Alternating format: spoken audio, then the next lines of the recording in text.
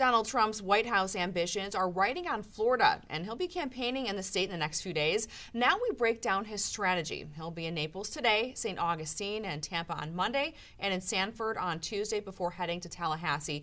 Joining me now is Republican strategist Ed Pozzuoli. Welcome back, Ed. Thanks for having me. Ed, the chairman of Leon County Republican Party says Trump's visit is part of a strategy to communicate directly to his voters. Is holding multiple rallies in a day, 3 weeks out, enough time to get people motivated and out to the ballots? I mean, Clinton took off 10 days, so it's been quite a comparison between the two very stark differences. Well, I mean, look, Donald Trump is actually outworking Hillary Clinton, but he doesn't have the advantage of having multiple surrogates like President Obama, Michelle Obama, and Bill Clinton out there. He's bringing energy, trying to energize his base to get out the vote. It's about getting neighbors out, their neighbors, their friends, their family, their churchgoers out to the polls. It's all about turnout. Yeah, you mentioned he's got Clinton has several surrogates: Bill Clinton, the Obamas, Al Gore, her daughter Chelsea. They've all been there. Her running mate Tim Kaine and the vice president. How does Trump, as you mentioned, it's basically just Trump. How does he compare to all of the Clinton surrogates? How do they measure up? Well, I mean, each of them has a slightly different message, and that allows the Clinton campaign to get different kind of angles on the same issue. So you hear Michelle Obama talk about women's issues, and you hear President Clinton talk about, the economy and some international affairs.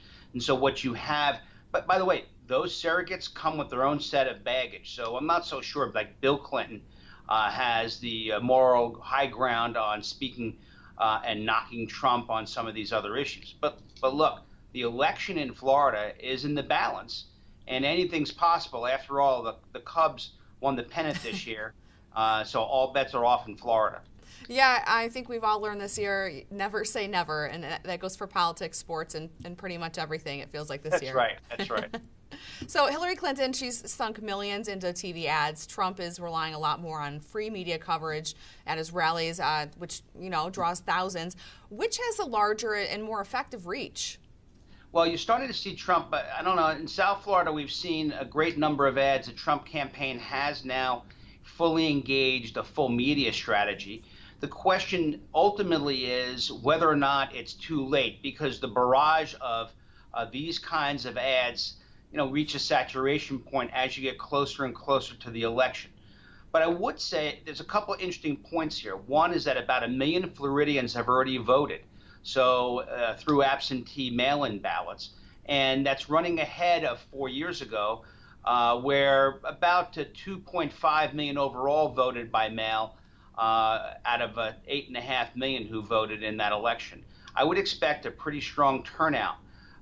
The other point I want to make is that Trump has actually begun to talk about issues that fit very well within his anti-establishment message that deals with congressional term limits, varying prohibitions on lobbying for government officials and congressmen, all of those things, reduction of the federal workforce.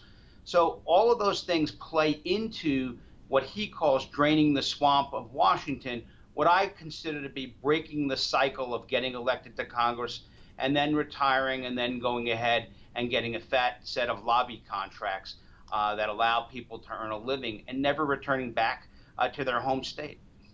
Does the idea of cleaning house in Washington, do you think that appeals more to the left?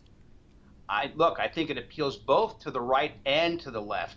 That message is a strong message. Think about what happened during the Democratic primary, where essentially the quintessential establishment candidate, Hillary Clinton, who has been in Washington for 25, 30 years after moving from Arkansas, and so who got challenged by an obscure socialist senator from the small state of Vermont, and Bernie Sanders. Bernie Sanders lit a movement on the left of anti-establishment fervor.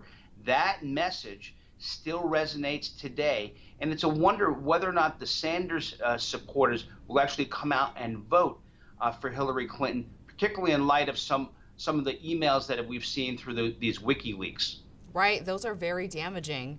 Going back to Trump, really highlighting a lot of his points, he's talked about banning foreign money and lobbying Washington, proposing Right. actual legislation to prevent that revolving door from lawmakers to lobbyists, a lifetime ban on White House officials lobbying on behalf of foreign officials. So he's really starting to get into the details here. But it's, like we mentioned, it's about 3 weeks out. Is it too little, too late? Well, I mean, look, that's the question. In a preference, I would have liked to have seen this come out of the convention with this kind of messaging, because I think people have had it with Washington. There is a very strong anti-establishment fervor. The question becomes, can Donald Trump clearly make that case now and move the voter? I actually see the polls tightening up again. We saw them tighten up in early September, and now they're tightening up again. So, again, you don't know. But going back to Florida, Florida is the ultimate toss-up state. It's the most purple of purple states. And so we're in for a long evening in Florida. And I'll remind your viewers that Florida is 2 time zones, and we have a strong contingent in the Panhandle that will actually close at 8 o'clock Eastern time. And those are strong areas for Donald Trump. So the turnout upstate will actually potentially impact this race.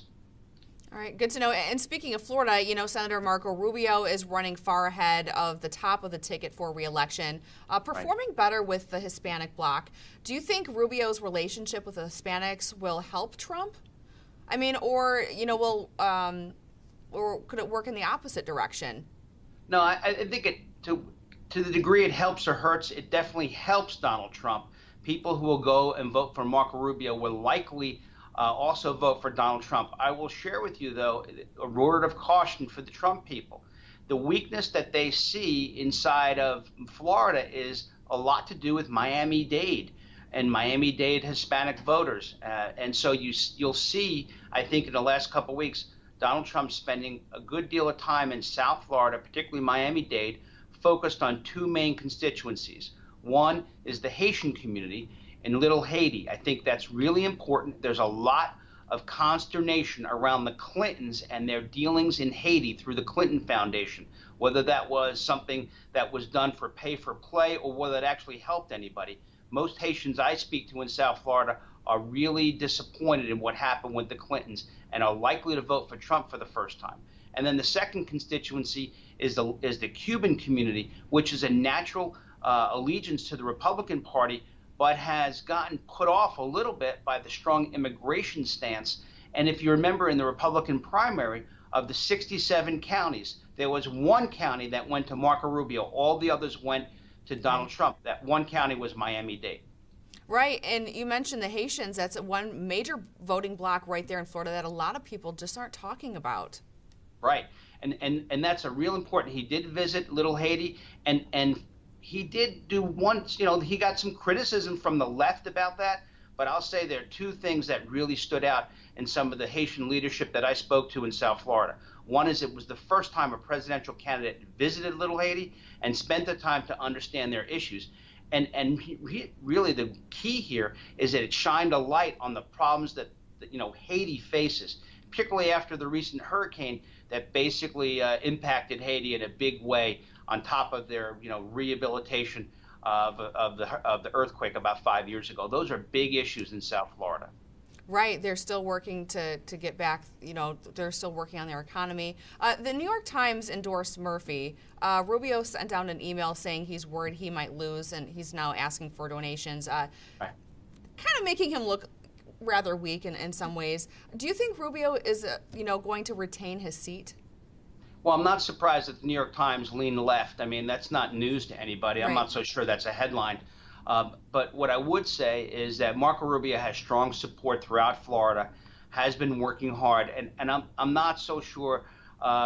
Look, he is likely to win. The polls show him somewhere between up by 3 to 5 points. He historically has outperformed his polling numbers, and I don't expect that to be any different come Election Day for Marco Rubio. He has strong support throughout the state. Moving ahead, if Trump does not win, where do you think the Republican Party is going to go from here? Do you think they're going to unite, or do you think they might break off and form new parts the party? No, I think it would be a mistake to splinter, but I would say let's be clear on something. Regardless of what you think of the messenger in Donald Trump, the message is a very strong one. Anti-establishment message, the idea that Washington does not listen to what the rest of the country wants, the idea that small businesses should be something that we applaud, entrepreneurship is something we should applaud, that we should keep the government regulation and taxes down. These are messages of clear anti-establishment against Washington. That is something that needs to be the core when and if we have to reconstruct the Republican Party after the election. Something that's definitely, I think, a lot of people it's resonating, and I do think that that's something that's going to stick with the party there.